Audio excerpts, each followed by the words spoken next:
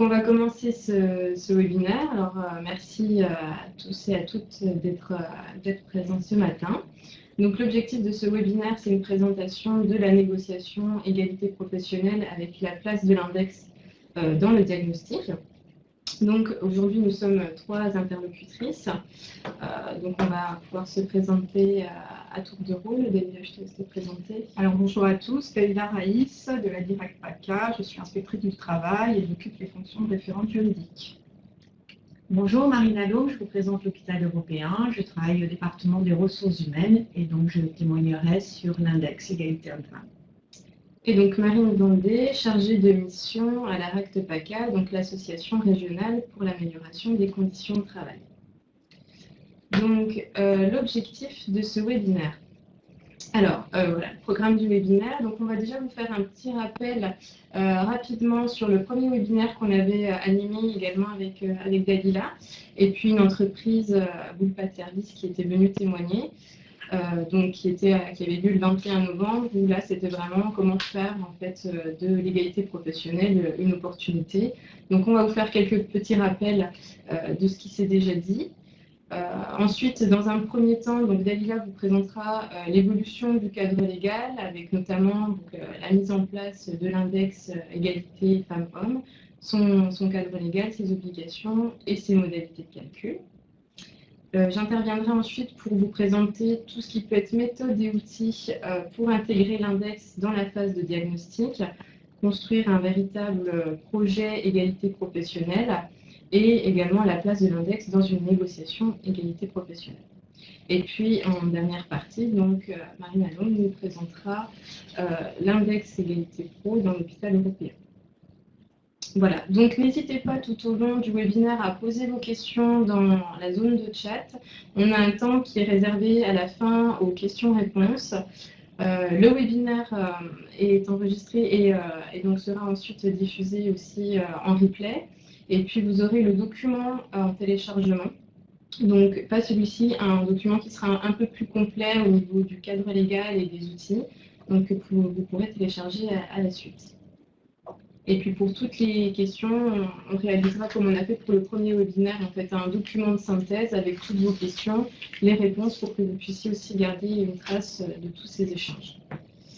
Donc, on va commencer avec, donc, rappel des éléments de contexte très rapidement. Le premier webinaire, on a commencé par définir qu'est-ce que l'égalité professionnelle avec les 9 domaines d'action. On avait vu toute la partie du cadre légal, donc les obligations de négociation, sur quelle périodicité, les 3 ou 4 domaines d'action qu'il fallait choisir, et puis les sanctions encourues. On avait fait une présentation des outils et méthodes de diagnostic, notamment une méthode quantitative avec l'outil Excel Diagnostic Égalité, sur le choix des indicateurs, sur les hypothèses de cause au niveau des écarts entre les hommes et les femmes. Et puis, donc, on a eu le témoignage de Bullpat Service qui était vraiment passé en fait d'un plan d'action égalité professionnelle à la négociation d'un accord européen sur notamment la rémunération, la promotion et la qualification.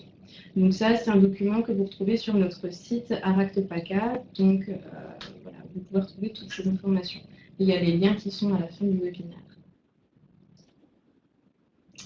Donc, je laisse la parole à Dalila pour le cadre légal. Donc on va enchaîner tout de suite sur les évolutions réglementaires en matière d'égalité hommes-femmes. Alors comme vous le savez, la loi du 5 septembre 2018 dite Avenir professionnel est venue poser une nouvelle obligation de réduction des écarts de rémunération entre les femmes et les hommes. Cette obligation consiste pour les entreprises, et nous allons voir lesquelles par la suite assujetties, à publier la note de l'index, qu'on appelle l'index égalité femmes-hommes, une note qui s'échelonne sur 100 points. Nous verrons par la suite également que l'entreprise, pour ne pas être sanctionnée et remplir son obligation, doit obtenir au moins 75 points sur les 100 points. Et si elle n'obtient pas ces 75 points, l'entreprise a alors un délai sur 3 ans pour prendre des mesures correctives visant justement à réduire les écarts de rémunération entre les femmes et les hommes. Donc ce qu'il faut retenir, c'est qu'effectivement, on passe d'une obligation de moyens avec l'obligation de couverture d'un accord ou d'un plan d'action, à une obligation de résultat avec ce calcul de l'index égalité femmes-hommes. Donc, c'est une obligation de rattrapage des salaires ici.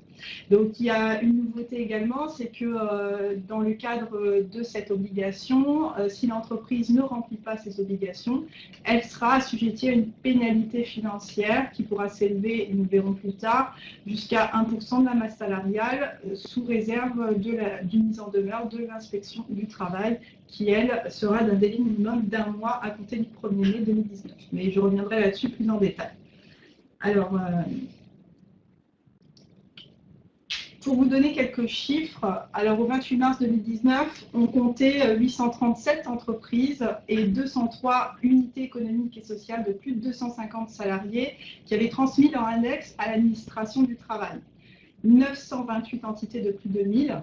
Et sur ce qui est du taux de répondants estimé des plus de 1000, on avait au niveau national 61% d'entreprises qui ont répondu et au niveau de notre région, PACA, 75%. Donc c'est plutôt pas mal. Voilà.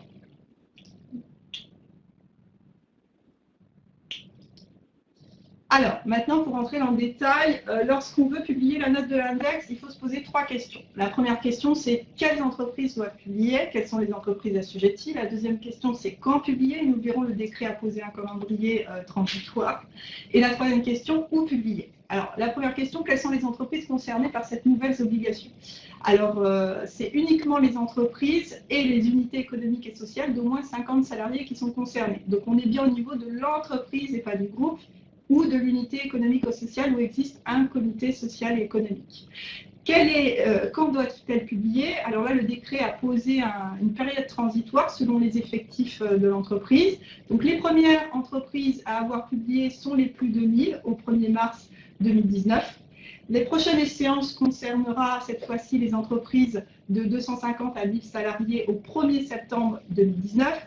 Et enfin, seront assujetties les entreprises de 50 à 250 au 1er mars 2020. Donc, 3 étapes selon les effectifs des entreprises. Voilà. Où publier? La règle posée par le décret, lorsque l'entreprise possède un site Internet, elle doit publier sur celui-ci. À défaut, l'employeur a l'obligation de donner cette information par tout moyen à l'ensemble des salariés. Donc, il peut utiliser toutes les méthodes de communication possibles qui lui sont permises dans son sein. Donc, l'affichage, le mailing, etc. Il existe d'autres formalités à la charge de l'entreprise, notamment une entreprise qui publie son index doit mettre à disposition cette information via la BDES, la base de données économiques et sociales, au comité social et économique. Voilà, ça c'est une autre obligation, donc c'est une formalité à l'interne. Et à l'externe, l'entreprise doit également télédéclarer via un formulaire en ligne sur le site internet du ministère du Travail sa note de l'index et la communiquer à l'administration du travail. Donc là, c'est un formulaire de télédéclaration en ligne qu'elle remplit directement en allant sur le site. Ce qu'il faut savoir, la règle, c'est qu'à terme, chaque année et avant le 1er mars de chaque année, toutes les entreprises de plus de 50 salariés devront publier leurs notes de l'index de l'égalité homme-femme. Donc chaque année, elles devront repartir sur une publication de l'index.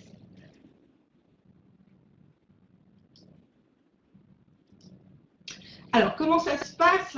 Comment est-ce qu'on va calculer ces indicateurs? Donc, le calcul des indicateurs passe par 4 items en règle générale. Tout d'abord, il faut regarder la taille de l'entreprise.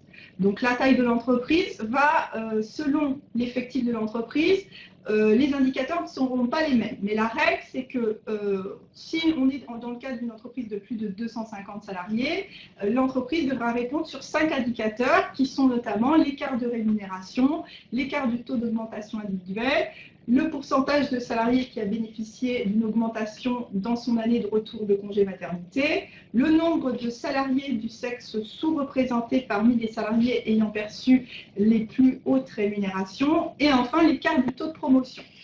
Pour les entreprises de 50 à 250 salariés, là, c'est les 4 premiers indicateurs que je viens de vous citer, sauf l'écart de taux de promotion. Voilà. Donc, ce qui fait qu'au final, on aura une note, ça nous permettra de calculer un pourcentage de points sur une note globale sur 100 points. Autre item à prendre en compte, c'est la période de référence. Alors, la période de référence, elle est sur 12 mois consécutifs et elle ne correspond pas nécessairement à l'année civile, c'est-à-dire que l'employeur est libre de déterminer sa période de référence, sachant qu'il doit rester sur 12 mois consécutifs. Voilà. Les salariés à prendre en compte dans ce calcul de l'index. Alors ici, l'entreprise sont exclus du calcul tout ce qui concerne les apprentis, les titulaires d'un contrat de professionnalisation, les salariés également qui sont mis à disposition d'une entreprise par une entreprise extérieure, mais également les salariés expatriés et les salariés qui sont absents plus de la moitié de la période de référence qui a été justement déterminée par l'employeur, je vous l'ai dit, pas forcément année civile, 12 mois consécutifs. Donc ensuite, ce qu'il va falloir prendre en compte également, c'est dans les éléments de rémunération, donc c'est la rémunération, c'est tout ce qui est reconstitué en équivalent temps plein, sur la période de référence toujours qui a été déterminée par l'employeur. Par contre, ne va pas être pris en compte dans ce calcul tout ce qui concerne les indemnités de licenciement, mais également les indemnités de rupture conventionnelle, les indemnités de départ à la retraite, tout ce qui concerne les primes liées à des sujétions particulières, comme par exemple une prime de salissure, une prime de froid, etc. Tout ce qui va concerner également les heures complémentaires et les heures supplémentaires, et également tout ce qui va concerner les frais de participation et d'intéressement. Donc, tout ce dont je viens de vous citer sont à exclure du calcul des éléments à prendre en compte dans la rémunération. Alors, bien entendu, tous ces éléments que je vous cite sont bien détaillés dans le décret, en fait. Le décret qui a accompagné la sortie de la loi Avenir professionnel est venu justement rappeler cette méthode de calcul en indiquant pour chaque item ce qu'il faut retenir et ce qu'il faut exclure. Donc, je vous invite aussi à aller jeter un coup d'œil au décret qui est très bien fait et très clair là-dessus. Donc voilà, donc il y a 4 items à prendre en compte dans ce calcul des indicateurs, et c'est l'ensemble de ces éléments, on va pouvoir les retrouver dans la base de données économiques et sociales. Et ce qu'il faut savoir, c'est que tous ces indicateurs vont être calculés selon un barème, comme je vous l'ai dit, qui ira de 0 à 100 points. Alors, comment ça va se passer? Je vais vous montrer ça. Alors là, c'est ce qu'on a. On a l'ensemble des indicateurs que je viens de vous citer. Donc, selon les effectifs, je vous les rappeler, ce n'est pas les mêmes indicateurs. Soit on est sur 4 indicateurs, soit on est sur 5 indicateurs. Donc là, sur ces indicateurs, comme vous voyez, on a un nombre de points. Voilà. Donc là, sur l'écart de rémunération, c'est jusqu'à 40 points. L'écart du taux d'augmentation, 20 points. Les promotions, 15 points. Les salariés augmentés à leur retour de congé maternité, de 0 à 15 points. Les salariés qui ont touché sous-représentés parmi les 10 plus hautes rémunérations jusqu'à 10 points, et ça nous donne une note totale sur 100 points. Donc voilà, donc là, après, vous ferez votre calcul en allant sur un tableur que le ministère du Travail a mis à votre disposition, vous rentrerez vos données et le calcul se fera automatiquement en principe. Donc par exemple, si on prend l'indicateur sur les écarts de rémunération, donc comment est-ce qu'on va mesurer ces écarts? Il y a 4 étapes. La première étape, ça va constituer notamment à constituer des groupes de comparaison, c'est-à-dire qu'en fait, l'employeur ici va répartir le personnel en tranches d'âge. Donc ces tranches d'âge, elles sont bien définies dans le décret. Et ensuite, une fois qu'il a réparti en tranches d'âge, l'employeur va devoir faire une répartition par catégorie socio-professionnelle. Donc c'est les catégories socio-professionnelles classiques. Théoriquement, on va devoir émerger 16 groupes, et dans chacun de ces groupes, il faudra au moins, pour chacun des indicateurs, qu'on ait 3 femmes et 3 hommes pour que l'indicateur soit calculable. Sinon, l'indicateur ne sera pas calculable et l'index risque de ne pas pouvoir se calculer. Voilà. Donc, ce qu'il faut savoir, c'est qu'on a souvent la question qui nous revient de nous dire si on ne veut pas répartir par catégorie socio-professionnelle, comment est-ce qu'on peut faire? Est-ce qu'on peut faire autrement? Effectivement, oui, la loi vous donne la possibilité de faire autrement, c'est-à-dire qu'il est loisible à l'employeur qui le souhaite de ne pas répartir en catégorie socio-professionnelle, mais de choisir une répartition par niveau ou coefficient hiérarchique en fonction des classifications de la branche, ou par tout autre moyen de cotation de poste qu'il estime pertinent en l'espèce. L'important, c'est qu'il arrive à 40% au moins de l'effectif total. Donc, c'est possible, à lui de voir. Mais s'il n'y parvient pas, il faut qu'il revienne à une répartition par catégorie socio-professionnelle. Donc, ça, c'est la première étape. On va constituer des groupes de comparaison. La deuxième étape, c'est qu'au sein, ensuite, toujours au sein de chaque groupe, on va mesurer les écarts entre les femmes et les hommes en pourcentage. Donc, c'est ce qu'on appelle le mesure des écarts bruts. Troisième étape, l'employeur va devoir ensuite appliquer ce qu'on appelle un seuil de pertinence qui est fixé à 5% dans les textes. Donc, il va falloir qu'il atténue, qui va lui permettre d'atténuer les écarts. Et enfin, dernière étape, pour chaque groupe, ça va constituer à multiplier l'écart par le ratio de l'effectif du groupe sur l'effectif total des groupes. Voilà. Et ça va nous permettre d'obtenir une note pour l'indicateur en question. Voilà. Comme je vous l'ai dit, si pour un groupe, on n'arrive pas à obtenir au moins 3 femmes et 3 hommes, l'indicateur ne sera pas calculable. Et je vous dirai après les conséquences que ça pourra avoir en termes de sanctions ou pas. Alors là, on vous a mis le tableur Excel qui est à votre disposition sur le site internet du ministère du Travail, mais également sur le site de la Directe PACA. Donc là, vous retrouvez le tableur, donc c'est très simple, hein, pour chaque item, on est sur l'item écart de rémunération. Vous avez la tranche d'âge, etc. Donc c'est à vous de remplir vos données. Et automatiquement, le tableur va faire le calcul et va vous donner le nombre de points pour cet indicateur. Et à la fin, vous aurez votre note globale une fois que vous aurez rempli vos données pour chacun des indicateurs ici précisés. Donc là, c'est le tableur qui a été mis en place et donc vous pouvez le trouver en libre disposition en téléchargement sur le site du ministère du Travail, mais également sur le site internet de la Directe PACA. Voilà. Alors, il y a des cas particuliers, je vous l'ai dit, si notamment au sein de chaque groupe, on n'arrive pas à faire une répartition, au moins qu'on n'ait pas au moins 3 femmes et 3 hommes, l'indicateur ne va pas être calculable. Et ça risque de vicier un peu le calcul et la note ne sera pas calculable. C'est ce que vous donnera le tableur, le résultat du tableur. Est-ce que pour autant, on est sanctionnable? On n'est pas sanctionnable pour autant. Par contre, il va falloir justifier qu'on a bien fait le calcul de l'index et qu'on a bien, qu'on a bien rentré les éléments dans le tableau, donc justifier à l'administration du travail que le calcul a bien été fait. Voilà.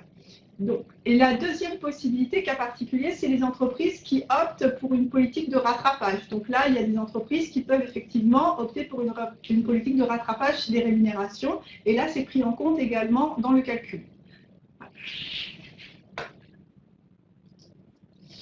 Alors, quelle va être l'action des services de l'inspection du travail dans le cadre de cette nouvelle obligation? Alors en fait, l'action de l'inspection du travail va s'effectuer en 2 temps. La première action, c'est de vous accompagner, de vous informer, d'informer les entreprises, de les accompagner pour toutes les questions relatives à la mise en œuvre de l'index. Alors pour cela, il y a des outils qui ont été mis en place par le ministère du Travail. Donc notamment, il y a une lettre de la ministre du Travail qui a été envoyée à toutes les entreprises de plus de 1000 salariés au lancement de cette obligation pour vous informer des tenants et des aboutissants de cette obligation. Il y a également un question-réponse que je vous invite très fortement à aller regarder sur le site du ministère du Travail, mais également sur le site de la Directe PACA, qui vous donnera des éléments sur des questions qui reviennent souvent de la part des entreprises. Par rapport au calcul de l'index, des questions pratiques qui peuvent vous aiguiller et vous aider pour les petits soucis que vous auriez dans ce calcul. Vous avez donc le tableur dont je vous ai parlé qui va vous servir à faire votre calcul, à entrer vos données. Et il y a des référents régionaux par direct qui existent et qui ont été mis en place à l'entrée de cette nouvelle obligation. Donc ces référents, vous pouvez les saisir pour toute demande d'accompagnement ou de questions relatives au calcul de l'index. Nous avons été saisis pour le moment par certaines entreprises qui ont mis en place, qui ont publié leur index au 1er mars 2019 et nous continuons d'être saisis. Donc n'hésitez pas à nous saisir si vous avez des questions. Allez également regarder les outils parce que les outils sont bien faits, notamment les questions-réponses vers lesquelles souvent les questions qui nous sont envoyées, le questions-réponses y répond déjà. Donc les entreprises ne prennent pas la peine d'aller regarder les outils. Donc je vous invite fortement à aller regarder ces outils et de les imprimer, de les avoir à vos côtés lors du calcul de cet index. Donc il y a également d'autres initiatives qui sont menées par les directs et nos partenaires à destination des organisations professionnelles, des organisations syndicales et des représentants du personnel. Il y a eu notamment des actions de formation, de sensibilisation sur ces nouvelles obligations qui ont déjà été lancées à destination des représentants du personnel. J'ai tenu une conférence là-dessus il n'y a pas très longtemps à destination des représentants du personnel et d'autres actions qui sont menées sur cet objet, notamment des petits déjeuners, etc., qui arriveront prochainement. Mais voilà. Donc, je vous invite à aller regarder sur le site internet de l'ARACT, mais également de la Directe, où vous aurez tous ces éléments d'information relatifs aux communications, aux opérations de communication, d'information, de sensibilisation qui seront faites à propos de cette nouvelle obligation. Alors, la deuxième action des directs, donc c'est l'information dans un premier temps, et dans un deuxième temps, bien entendu, ça va être le contrôle. Donc, le contrôle du respect des obligations. Donc, ce contrôle va porter à la fois sur la publication de l'index. Est-ce que l'index a bien été publié dans la période déterminée par les entreprises assujetties?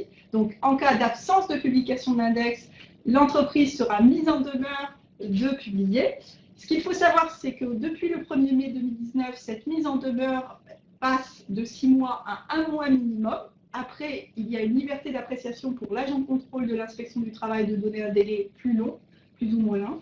Donc ça, c'est à déterminer. C'est une marge d'appréciation qui est laissée à la discrétion de l'agent de contrôle. Mais ce délai de mise en demeure, il est de minimum d'1 mois. Donc il est assez court pour une entreprise pour se remettre à niveau. Donc, après, il y a d'autres obligations, notamment en cas d'absence de définition de mesures de correction. Comme vous le savez, je vous l'ai dit, une entreprise qui n'a pas obtenu ses 75 points a 3 ans pour prendre des mesures correctives visant à réduire ces écarts de rémunération entre les femmes et les hommes. Si elle n'a pas pris ces mesures correctives, elle sera mise en demeure par l'agent de contrôle de l'inspection du travail de faire. Et si elle ne fait pas sous le délai, une pénalité financière pouvant aller jusqu'à 1% de la masse salariale lui sera alors infligée par le direct. Ensuite, pour autant, il demeure toujours l'obligation pour les entreprises assujetties, à savoir les entreprises de 50 salariés et plus avec ou sans DS, d'être couvertes par un accord égalité professionnelle ou un plan d'action. En cas d'absence de couverture par un accord ou un plan d'action, l'entreprise sera également assujettie à une pénalité financière, sous réserve de mise en demeure de l'inspection préalable, là avec un délai aussi de 1 mois minimum, et pénalité financière qui est de l'ordre aussi, qui peut aller jusqu'à 1% de la masse salariale également. Donc, des pénalités financières existent en cas d'absence de publication, de définition de mesures de correction ou de couverture par un accord ou un plan d'action. Alors, par contre, ce que je voudrais vous préciser, c'est que comme je vous l'ai dit là jusqu'à présent, cette nouvelle obligation, cette obligation garde toujours, il est toujours, voilà, il est maintenu l'obligation de publication d'un accord égalité professionnelle, ou à défaut de négocier un accord d'égalité professionnelle, à défaut d'établir un plan d'action. C'est-à-dire que cette obligation demeure malgré cette nouvelle obligation de publication de l'index femmes-hommes. Voilà. Donc les entreprises sont toujours assujetties à être couvertes par une obligation d'un accord égalité professionnelle ou à défaut d'un plan d'action, c'est-à-dire décision unilatérale qui, lui, est toujours annuel, ce plan d'action. Donc ce qu'il faut savoir, c'est que simplement la logique change d'une obligation de moyens, on passe désormais à une obligation de résultat, rattrapage des écarts de rémunération. Voilà. Je vous remercie. Merci Dalila pour cet éclairage. Alors, donc on va continuer cette fois avec un focus sur les outils et méthodes et la place de l'index dans le diagnostic. Donc on voulait vous proposer une démarche égalité professionnelle assez complète qui vous permet de vous saisir de l'index et d'en faire une véritable démarche au sein de votre entreprise. Donc il y a 4 grandes phases dans cette démarche égalité professionnelle. Tout d'abord, c'est la co-construction de la démarche. Donc la base, c'est de constituer une commission égalité professionnelle qui se veut mixte et paritaire, avec des représentants de la direction et également des représentants des salariés. La deuxième étape, c'est par exemple de proposer un séminaire de formation sur les enjeux de l'égalité professionnelle afin de sensibiliser l'ensemble des acteurs et de partager les mêmes définitions autour de l'égalité professionnelle. Ensuite, une étape qui est importante, c'est la négociation d'un accord de méthode. C'est vraiment se mettre d'accord sur la conduite de projet, sur les objectifs qu'on a en menant cette commission. La deuxième phase, c'est la phase de diagnostic. Donc là, on va pouvoir vraiment mobiliser la BDES, donc votre base de données économiques et sociales, où vous retrouvez effectivement tout ce qu'on a présenté, donc tous les indicateurs qui sont mobilisables pour l'index. Donc ça va vraiment vous faciliter déjà la lecture de la BDES.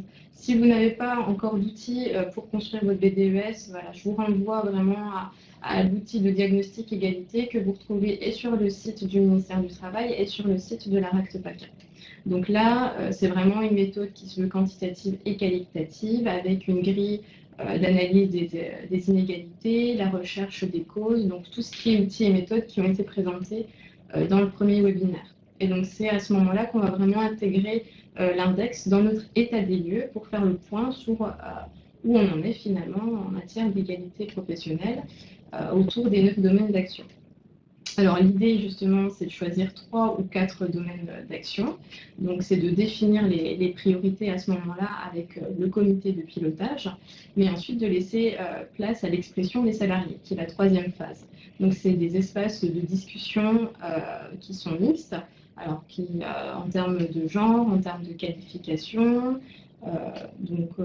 c'est vraiment de créer des groupes de travail pour élaborer en fait des constats dans un premier temps sur ces 3 ou 4 domaines que vous aurez choisis et faire des préconisations. Ces préconisations, ensuite, elles remontent à votre comité de pilotage égalité professionnelle et là, il va s'agir de prioriser les actions par rapport à tout ce qui vous a été remonté. Quelles actions prioritaires vous décidez de mettre en œuvre pour élaborer votre plan d'action égalité professionnelle, sachant que l'objectif derrière, c'est de pouvoir arriver à une négociation d'un accord européen. Donc on va s'attarder un petit peu plus justement sur la priorisation des actions égalité professionnelle. Donc là, c'est un jeu qui s'appelle les Essentiels EGA Pro, donc qui est en cours de commercialisation par le réseau Anactaract. On vous tiendra informé de sa date de sortie. Mais déjà dans les supports du webinaire que vous aurez à télécharger, vous pouvez déjà vous saisir des nombreuses questions que vous pouvez vous poser. Donc c'est vraiment un outil à destination de votre comité de pilotage égalité professionnelle pour prioriser vos actions EP. Alors l'idée en fait c'est de partir de 4 axes qui sont la mixité, les conditions de travail, parcours et rémunération et puis l'articulation des temps. Et c'est de se dire, est-ce que ces actions-là, elles sont existantes et à améliorer, qu'elles sont existantes et satisfaisantes, ou alors qu'elles sont inexistantes mais souhaitées, ou inexistantes et non souhaitées. Sachant que, évidemment, la rémunération effective est un domaine d'action obligatoire et donc que vous devrez intégrer ces actions dans votre plan d'action. Et puis, vous avez des cartes méthodes qui vous rappellent les enjeux, justement, de cette démarche égalité professionnelle. Donc, c'est est-ce qu'on a bien respecté, comprend 3 ou 4 domaines d'action? Est-ce qu'on a constitué une commission mixte et paritaire égalité professionnelle? Est-ce qu'on a un accord de méthode? Voilà, ça vous permet vraiment de reposer toutes les étapes du slide qu'on vous a présenté juste avant. Donc, ça se présente comme ceci. En fait, vous avez vraiment vos 4 axes principaux et à l'intérieur, vous retrouvez vos 9 domaines d'action. Donc, dans la mixité, vous allez vraiment avoir, est-ce que j'ai de la mixité au niveau des instances de gouvernance? Est-ce qu'il y a de la mixité dans les fiches de poste? Est-ce qu'en termes de recrutement, on fait aussi preuve de mixité? Est-ce qu'il y a une adaptation aussi des postes qui sont à prédominance masculine par rapport, par exemple, au port de charge? Et inversement aussi, est-ce qu'il y a une attractivité qui est faite pour les métiers à prédominance féminine? Tout ce qui va toucher aux conditions de travail ensuite, donc avec vraiment la charge de travail, la prévention des risques professionnels qui est spécifique aux femmes et aux hommes, développer les projets professionnels pour éviter l'usure professionnelle. Et puis ensuite, vous avez ce qui touche à parcours et rémunération, où là, il y a vraiment les indicateurs et les actions de l'index égalité femmes-hommes qui sont intégrés. On les retrouve ici, je vous donne un exemple. Voilà, donc ça en fait c'est toutes les actions que vous allez retrouver par thématique. Donc accompagnement des parcours professionnels des femmes et des hommes, des parcours professionnels des femmes et des hommes, une égalité d'accès par rapport aux formations qui sont diplômantes, et puis ensuite les questions de l'index. Est-ce qu'on met en place des moyens pour diminuer l'écart de rémunération? Est-ce qu'il y a des dispositifs pour assurer la promotion des femmes et des hommes de façon équitable? Y a-t-il une attribution des augmentations individuelles qui est faite de façon équitable également? Une répartition équitable des 2 sexes donc à la tête de l'entreprise, et puis l'application de la loi concernant la loi d'un rattrapage sur les retours de congé maternité. Et puis le dernier axe qui était donc temps de travail et articulation, là c'est tout ce qui va toucher à le télétravail, à le fait d'accompagner les salariés à la prise de congés familiaux, voilà, le droit à la déconnexion. Donc après, à vous vraiment de choisir vos priorités de domaine d'action. On n'est pas obligé de faire un axe en entier. Ce n'est pas parce que vous avez la rémunération qui est obligatoire que forcément vous devez prendre parcours, qualification, etc. Donc c'est à vous de voir aussi en fonction de vos priorités, de votre analyse de votre BDES et de vous appuyer sur les espaces de discussion. Donc, on comprend bien finalement la place de l'index, c'est un peu la colonne vertébrale finalement d'une démarche égalité professionnelle, puisqu'on va vraiment s'appuyer sur elle autant dans la phase de diagnostic que sur l'élaboration du plan d'action ou la négociation. Donc, il y a vraiment un intérêt aujourd'hui à se saisir en tout cas de l'index, qui est une porte d'entrée pour négocier vraiment sur l'égalité professionnelle et élargir notamment sur les questions de conditions de travail, puisque c'est un des domaines d'action. Il vous restera 2 ou 3 domaines d'action à vous saisir. Donc c'est vraiment voilà, le fait de le voir comme la porte d'entrée pour négocier sur l'égalité professionnelle. Donc ça renforce évidemment cette obligation d'investir le domaine de la rémunération. Et ça alimente aussi votre BDES, ça permet de vous faciliter notamment le choix des indicateurs, qui est une phase qui est souvent assez complexe. Et puis, le fait de réaliser cet index, c'est un peu un premier pré-diagnostic finalement de votre situation égalité professionnelle, et ça vous permet d'entamer vraiment les négociations de façon plus pertinente, de façon plus ciblée, et donc vraiment de favoriser un dialogue social autour de ces négociations. Je cède la parole donc à Marie Lalonde pour son témoignage sur l'hôpital européen. Donc bonjour, alors pour vous présenter l'hôpital européen, il est situé à Marseille. C'est un établissement de santé de droit privé à but non lucratif reconnu d'utilité publique. Et donc, il a le statut original qui était la charnière entre le service public et le privé commercial. Nous avons ouvert en 2013. Alors, l'hôpital européen, c'est la fusion de 2 hôpitaux qui sont la Fondation Hôpital Ambroise Paré et l'hôpital Paul Desguief. Et donc, l'objectif de cette fusion, c'était de répondre au déséquilibre de l'offre de soins entre le sud et le nord de Marseille. Aujourd'hui, nous avons 6 ans d'existence. Et en 2019, nous avons été classés en 6e position, meilleur hôpital de France. Je vous laisse continuer.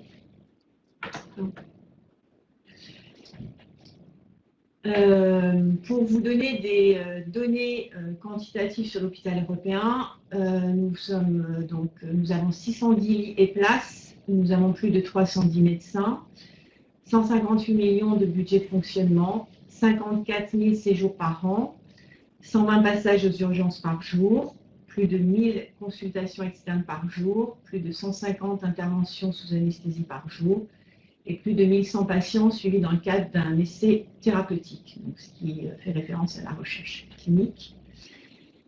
Pour vous donner des informations plus précises et qui vont nous intéresser donc pour parler de l'index, nous avons 1100 personnes, l'effectif masculin est de 18%. Donc, ce sera intéressant justement de parler de ça sur l'égalité homme-femme. Notre effectif à temps partiel représente 9% de l'effectif. L'effectif de nuit, 17%. L'âge moyen de la population est de 39 ans et l'ancienneté moyenne est de 8 ans. Alors, par rapport à l'index égalité homme-femme, donc en 2017, nous avons signé l'accord triennal sur l'égalité homme-femme et la qualité de vie au travail. Puisqu'en fait, je vous parlerai aussi beaucoup de la qualité de vie au travail, qui pour nous est un de nos axes fondamentaux. En 2018, nous avons fait l'analyse annuelle des indicateurs de suivi homme-femme dans les domaines de l'embauche, la formation, la promotion, la rémunération et l'articulation vie privée, vie personnelle. Donc encore un clin d'œil sur la qualité de vie au travail. Et en 2019, donc, nous avons rempli l'index égalité hommes-femmes. Alors, par rapport aux données chiffrées que je viens de vous donner, notamment sur le rapport homme-femme, il y a quand même un prérequis dont il faut tenir compte, c'est que dans les établissements hospitaliers, les activités de soins sont souvent pratiquées le plus souvent par le personnel féminin.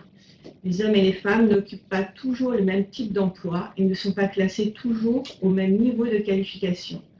Donc, je vous dirais qu'il n'y a pas d'inégalité salariale à poste équivalent, mais par contre, les postes ne sont pas toujours occupés par le même type de personnes.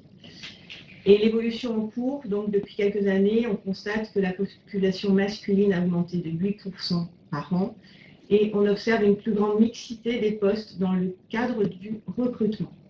Donc, à titre d'exemple, maintenant, on va avoir sur un recrutement de brancardier des femmes qui vont postuler. Sur des postes d'accueil, on va avoir des hommes qui vont postuler.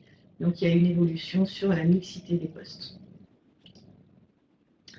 Alors, pour rentrer dans l'index égalité hommes-femmes, donc déjà, pour calculer cet index qui s'est fait en mars 2019, ce qui est intéressant, c'est que je l'ai fait juste après le bilan social.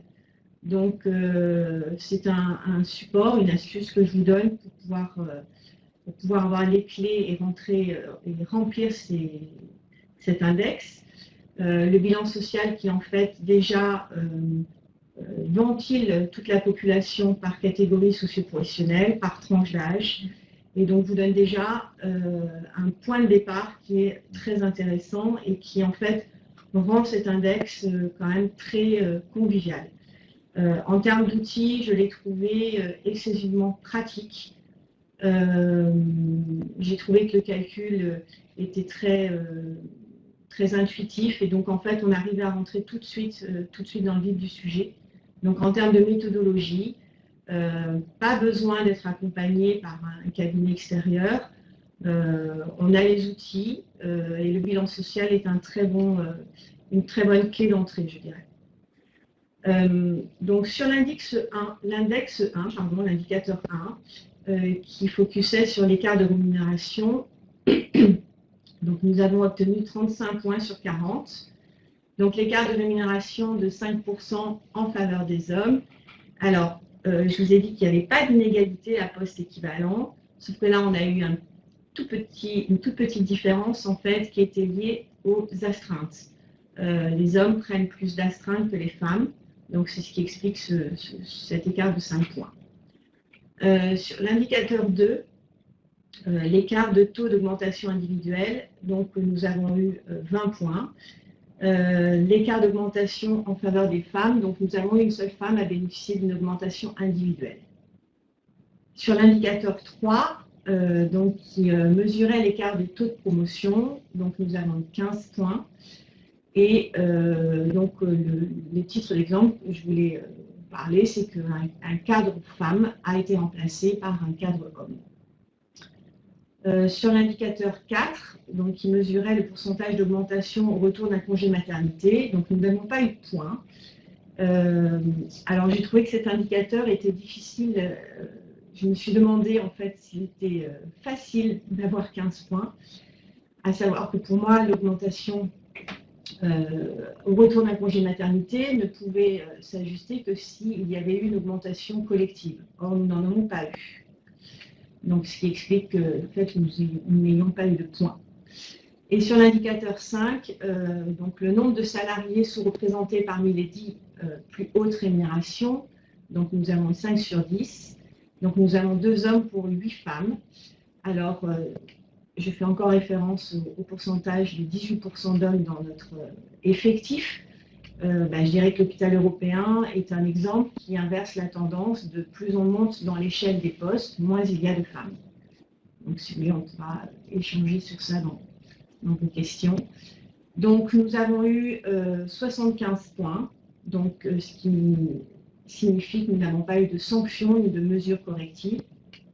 Et pour autant, nous continuons d'être vigilants. Donc en fait, cet index, on l'a pris plutôt comme un point de vigilance Un qui nous permet de travailler sur notre BDES, deux qui nous permet de continuer notre plan d'action sur la qualité de vie des salariés. Et donc, nous n'avons pas, si vous voulez, rencontré de difficultés majeures pour remplir cet index. Et en fait, nous le considérons vraiment comme un indicateur de vigilance. Vous êtes passé par la phase d'appropriation de la réglementation, ce qui fait que vous étiez l'aide. Donc il faut vraiment aller lire le décret qui vous donne la méthode et qui est vraiment bien fait et qui est très clair là-dessus. Vraiment, il n'y a pas de nuance. Après, vous avez aussi le question-réponse et des outils à votre disposition. Donc, je vous invite fortement à le faire. Mais je le redis, honnêtement, j'ai trouvé que c'était un outil qui était très convivial et qui nous donnait vraiment toutes les clés pour remplir ces indicateurs. Alors j'ai vu une question d'une personne qui disait que le tableur n'était pas adapté. Je ne la vois plus à l'écran, mais je crois avoir vu ça. Donc voilà, c'est Madame. Alors je ne vois pas le nom. Le nom c'est Madame Brigitte. Voilà. Donc le tableur n'est pas adapté. Vous êtes une entreprise de moins de 250. Alors c'est normal, le tableur n'est effectivement pas adapté. Un autre tableur sera mis à disposition ultérieurement. Donc vous ne vous inquiétez pas, c'est normal pour le moment. Voilà. Merci Madame Aloum pour votre présentation, votre témoignage. Il nous reste quelques minutes pour répondre aux questions que vous nous avez posées. Et puis, en tout cas, voilà, on vous fera vraiment un petit document de synthèse avec toutes vos questions, vos réponses. Je vais juste ajouter quelque chose sur les mesures correctives. Ces mesures correctives, je ne l'ai pas précisé tout à l'heure. Vous savez, quand on obtient une note inférieure à 75 points, l'entreprise doit prendre des mesures correctives dans un délai de 3 ans. Donc ces mesures correctives, elles sont annuelles ou pluriannuelles et elles sont décidées dans le cadre de la négociation égalité homme-femme ou elles peuvent être intégrées également dans le plan d'action à défaut d'accord sur l'égalité homme-femme. Voilà. Alors, on va peut-être prendre d'autres questions.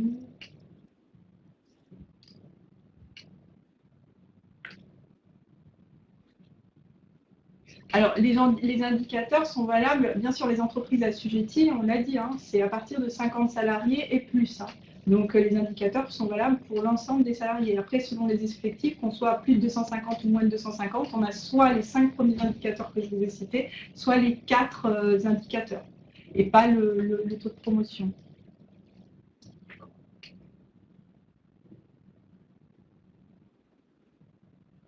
Oui, alors c'est Madame Brigitte qui a une question. Pouvez-vous nous éclairer sur le calcul de l'effectif, à savoir si les 40% à prendre en compte sont sur l'effectif total de l'entreprise pour savoir s'il est calculable ou non? Alors oui, alors c'est effectivement, c'est sur les 40% total de l'effectif. Si vous n'êtes pas sur ça, ça ne sera pas, le calcul ne sera pas possible.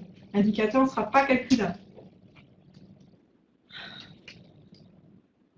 Alors, j'ai une question de Madame Géraldine. Le fait d'enlever les groupes de comparaison de 3 hommes, 3 femmes pour le premier indicateur et de 10 hommes, 10 femmes pour le second indicateur, est-il valable aussi pour les entreprises de 50 salariés et moins de 250?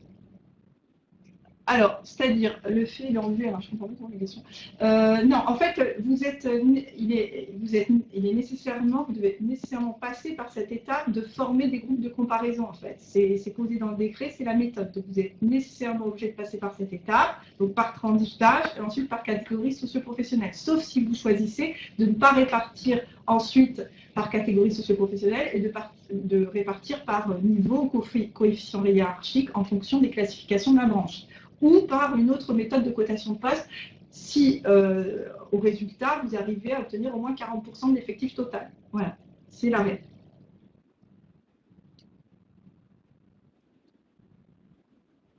Alors, vous avez apparemment réparti par catégorie et il n'y a pas les 40%. Alors, le calcul du ratio n'est pas clair. Alors là, si vous avez effectivement accompli la démarche, à mon avis, c'est qu'au niveau des groupes, à un moment donné, vous n'avez pas 3 hommes et 3 femmes, ce qui fait que vous obtenez un indicateur non calculable et ça ne fonctionne pas. À mon avis, c'est de là d'où vient le problème. Après, il faut expertiser plus. N'hésitez pas à soumettre votre cas et à prendre la tâche avec les référents au sein de chaque direct. C'est pour ça que moi j'encourage les entreprises d'abord à utiliser leur bilan social. C'est vraiment un outil très pratique pour intégrer l'index. Moi, j'ai trouvé ensuite que c'était très fluide, donc ça m'embête un petit peu qu'il y ait des questions en disant que c'est pas clair, parce que j'ai trouvé que vraiment les outils étaient très clairs. Après, ça dépend de la taille de l'entreprise, etc. Il y a des entreprises qui ont besoin d'être accompagnées plus que d'autres, mais effectivement, voilà. Après, on a l'exemple. C'est très méthodique. Hein. Voilà. J'ai trouvé que c'était très méthodique. D'abord, répartir les catégories socio-professionnelles, ensuite les tranches d'âge. Donc, peut-être qu'il faut une étape par étape. Alors, il y en a une question en noir. Alors, on a une question de madame. Alors, il n'y a pas le nom. Alors, quand le site internet n'est que pour les données techniques de l'entreprise, est-on obligé de modifier l'organisation du site internet de notre entreprise ou peut-on communiquer aux salariés par tout moyen sans passer par le site internet? Alors, le principe, c'est que s'il existe un site internet, l'entreprise doit publier sur le site internet. Alors à ce moment-là, à elle de faire les modifications, de passer par son service informatique interne et de faire les modifications pour faire apparaître cette information sur son site internet. Si elle n'a pas de site internet, à ce moment-là, elle passe par une information par tout moyen à l'ensemble des salariés. Mais s'il en existe un, elle doit faire le nécessaire pour publier cette information sur son site internet.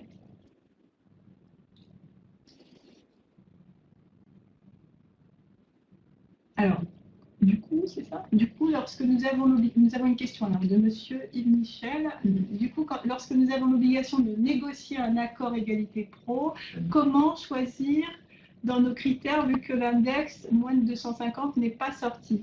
Le tableur, c'est ça? Vu que le tableur n'est pas sorti. C'est Fanny qui nous pose la question.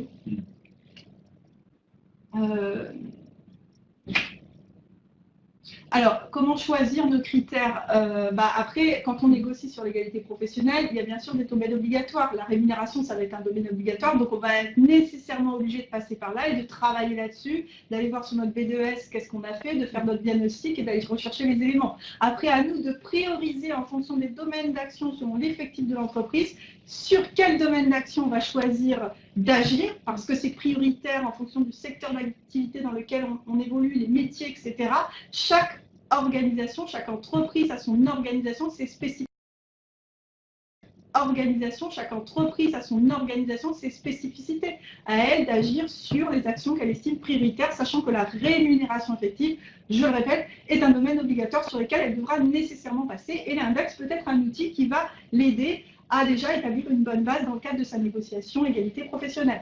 Si vous devez négocier votre accord égalité professionnelle alors que vous n'avez pas encore l'obligation de publier la note de l'index, sachant qu'effectivement le domaine de la rémunération effective sera obligatoire dans votre négociation égalité professionnelle, rien ne vous empêche aujourd'hui de vous saisir des indicateurs de l'index, de les intégrer déjà dans votre négociation, ce qui vous facilitera largement les démarches une fois que vous aurez l'obligation de mettre en place votre index. Mais vous aurez fait comme ça un premier travail qui vous permettra un peu de débroussailler un peu le terrain et d'aller plus sereinement vers la publication de l'index.